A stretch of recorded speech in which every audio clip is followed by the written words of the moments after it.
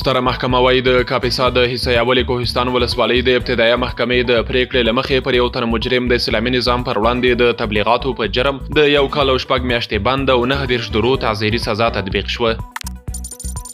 ټولګټو وزارت وايي د کابل کندهار لوی لارې اړوند د دامان ولسوالۍ جومات کارونه بشپړ شول. دغه جومات چې په 3 جربه ځمکه کې راغول شوی په یو وخت د 300 لمونځ کوونکو ظرفیت لري او 15 میلیونه افغاني لګښت پرې راغلی دی.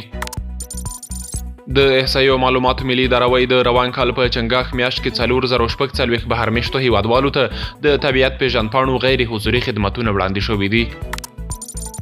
عدلیې وزارت ویلي د مرکزي زون د غصب شوي اماراتي ځمکو قضیو ته د رسېدنې ځانګړې محکمې نږدې 804 جریبه ځمکه د میدان وردګ په شارینو ښارګوټي کې له غصب خلاص او د دولت ملکیت ګرځولې ده.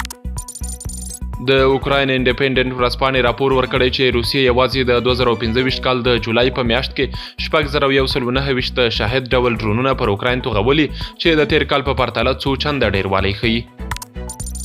رویټرز خبري اژانس راپور ورکړی چې زرګونه استرالیایي وګړي د غزې د جګړې او دوامدارې محاصرې پر ضد سړکونو ته راوتلي او د سولې د ژر تر ژره ټینګښت او فلسطینیانو ته د بشري مرستو د لیږلو غوښتنه یې کړې ده.